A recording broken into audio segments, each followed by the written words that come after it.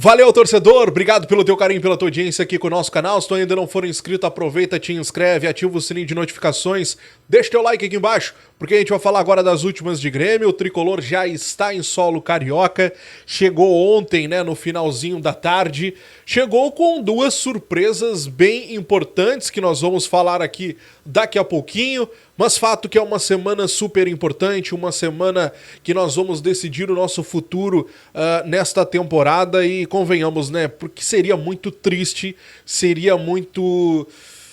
Olha, seria no mínimo errado de todo o processo o Grêmio não estar disputando uma competição a mais do que o Campeonato Brasileiro, né? Disputar para não cair no Brasileirão e ter só o Brasileirão para disputar em pleno agosto é muito pouco para um clube do tamanho do Grêmio, né? Para um investimento que o Grêmio fez e tudo mais. Então não dá para se contentar com tão pouco. Então o Grêmio que já tem uma vantagem para o jogo de amanhã, diante de um Fluminense que vem bem preocupado também com a situação da zona de rebaixamento, que empatou durante o final de semana, que usou a grande maioria dos seus titulares contra um Corinthians, que também briga, né, para sair da zona de rebaixamento. Então assim, um Grêmio que vem de um jogo onde colocou seus titulares, seus poucos titulares ali apenas no final do jogo, só para dar um ritmo na partida. Então assim, vamos lá, aqui nós somos os favoritos para essa classificação, tá? A gente não pode ter medo de dizer isso porque é uma responsabilidade que nós temos e eu acho que o Grêmio sim vai conseguir amanhã, pelo menos eu como torcedor defendo isso, acredito que a grande maioria dos torcedores também acreditam na vitória do Tricolor, na classificação do Tricolor, mas eu acho que amanhã vai ser um grande jogo com toda certeza, um Maracanã lotado de torcedores do Fluminense. A semana passada o Renato já adiantou que o Grêmio deverá ir num tipo de esquema de reação, afinal de contas o Fluminense vai precisar do resultado, vai ter que vir para cima, e ao que tudo indica o Grêmio vai num sistema aí com 3 zagueiros, até para poder se defender melhor, mas também para contragolpear o Fluminense. E essa questão do sistema com 3 zagueiros, ela foi se confirmando nas últimas horas, tá?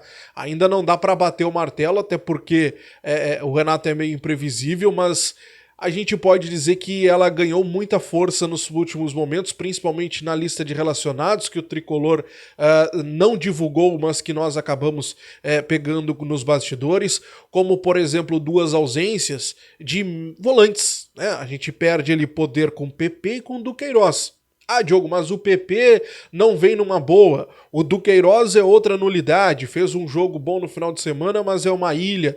Eu concordo com vocês que os 2 jogadores não vêm desempenhando, mas são 2 opções que o Renato perde no banco de reservas, então é muito provável que o Renato vá sim com um terceiro zagueiro, até para não desgastar tanto o seu meio campo, para não precisar fazer uma substituição forçada daqui a pouco, né? Ou até por um desgaste a mais. Vamos ver a lista de relacionados que está na tua tela? Olha só. Os goleiros que foram lá para o Rio de Janeiro, Marquezin e Kaique, e o Thiago Beltrame, né? Os três zagueiros disponíveis para a Copa Libertadores da América. Lembrando que o Cabral não foi inscrito, então ele não aparece aí como opção, tá? Os laterais, Fábio, João Pedro, Reinaldo e Zé Guilherme, né? O Mike ainda sente desconforto muscular e ficou de fora da lista de relacionados. Os zagueiros, Gustavo Martins, Gemerson, Jeromel, Natan e Kahneman.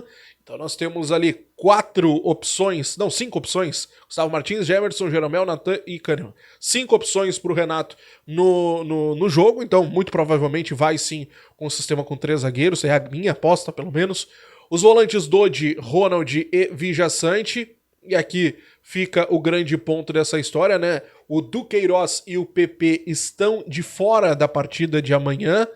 Os meias Cristaldo, Monsalve e Natan Pescador. E os atacantes Aravena, Arezo, Diego Costa, Bright White, Pavon, Soteldo, Gustavo Nunes, o Gustavinho e o Natan Fernandes. Esses são os relacionados do Tricolor para o confronto de amanhã.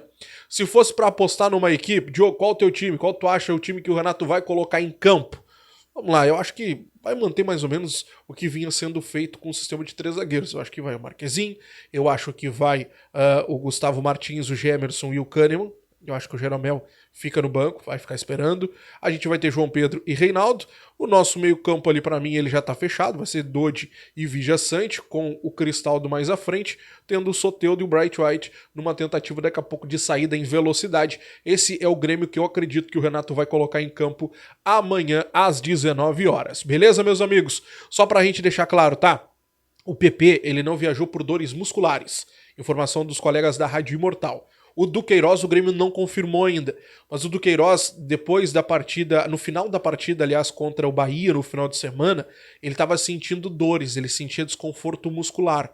O Renato acabou não trocando, não tirando ele mais de campo naquele final de jogo. Então, talvez também seja por uma questão muscular que o Duqueiroz tenha ficado de fora. Então, Duqueiroz e PP são os dois desfalques do Grêmio para esse confronto de amanhã, além, claro, do Edenilson, que não foi inscrito, e o do Eli, que levou o cartão vermelho no jogo da semana passada. Gurizada, outro ponto muito importante sobre a partida de amanhã e a grande pergunta que ainda fica na cabeça de muitos gremistas é sobre a questão do Gustavo Nunes. Diogo, Gustavinho vai jogar, não vai jogar? Qual a situação? Tá vendido, não tá vendido? Como é que é? O que tá pegando? Vamos lá então. Vou tentar te explicar a situação do Gustavinho. Brentford fez uma proposta de 12 milhões de euros. Proposta esta que não é a melhor que o Grêmio teve na sua mesa. Vamos colocar isso aqui desde o início. Teve a proposta do clube árabe lá que ofereceu 16 milhões de euros, mais 4 em variáveis, 16 fixos mais 4 em variáveis. Totalizando 20, vamos colocar aqui. Mas 16 fixos, para não ficar aquelas possibilidades. Não, 16 fixos. Era a melhor proposta que o Grêmio tinha. Só que o Gustavinho não queria ir para a Arábia por conta de construção de carreira, aquela história toda, enfim. Então o Grêmio teve que respeitar, até porque não é só o lado do Grêmio, nem só o lado do jogador. Ambas as partes têm que se acertar. Veio a proposta do Girona. Girona da Espanha.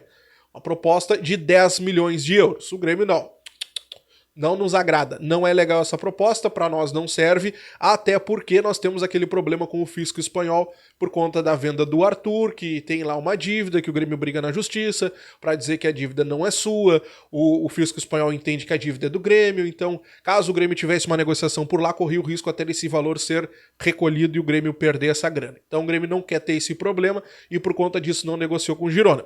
Chegou essa nova proposta do Brentford. Bom, aqui é outra história.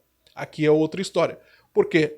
Inglaterra, tal, Europa, construção de carreira, só que a proposta é de 12 milhões. 12 milhões de euros. 12 milhões de euros. O Grêmio quer aceitar? Não quer. Mas o Gustavinho vem fazendo um charminho nos bastidores. E isso vem incomodando a direção. E incomodando o próprio Renato, que na última coletiva falou sobre isso. O Gustavinho pediu para não jogar. Vamos lá, né? Vamos lá. Tamanho para pedir para não jogar. Um jogo importante, onde o Grêmio ia precisar dele. Um jogo que o Grêmio iria contra um Bahia. O Grêmio iria contra o Bahia, no caso, com o time reservas por conta da Copa Libertadores. Tamanho, né? Tem que... nem tá acertada a venda do Gustavo ainda, cara. Nem tá acertada a venda do Gustavinho ainda. O Grêmio ainda, sabe, tenta buscar ali um valor de mais-valia. Está encaminhada. Encaminhada tá. Vai dizer que já bateu o martelo? Ainda é cedo, ainda não. Tem questão ainda para ser dividido por conta de empresários. O Grêmio, no caso, tenta um valor de plusvalia, que é aquele valor de revenda lá na frente, caso o Brentford revenda o jogador e aí vai revender por um valor a mais. O Grêmio quer ter uma porcentagem dessa grana. Então ainda tem alguns detalhes. E ele já tá se colocando naquela de não jogar. Complicado, complicado. Isso pegou mal nos bastidores. Isso pegou muito mal nos bastidores. E a grande pergunta é que se ele vai para o jogo amanhã ou não. Ao que tudo indica, ele está à disposição. Ao que tudo indica, ele fica à disposição. Se ele vai estar com a mente para jogo, é outra história. Ele entrou relativamente bem contra o Bahia. Agora, se amanhã ele vai estar relativamente bem para jogo, bom, aí a gente só vai saber com ele entrando em campo. O detalhe dessa história toda é da proposta do Brentford. As informações que chegam até o momento é que esse valor seria dividido em 4 parcelas. 4 parcelas em 2 anos. Uma primeira parcela em 6 meses, segunda parcela daqui a depois 6 meses, depois de 6 meses mais uma parcela e depois outra parcela. 4 parcelas. Então assim, são, sabe, negociações que estão acontecendo, são questões que ainda estão sendo discutidas, o martelo não foi batido, é importante colocar aqui, Mas, cara, eu acho que a forma tá errada, tá? Eu acho que a forma tá errada, eu quero saber o que tu pensa sobre isso. Eu acho um valor muito baixo ainda, muito abaixo ainda. É um jogador que eu acredito que possa ali na frente render um valor a mais. Ah, Diogo, mas o Grêmio tem que bater aquela meta de vendas, mas essa meta de vendas ela pode ser batida com vendas na próxima janela. Ela não precisa ser necessariamente nessa janela que nós estamos enfrentando.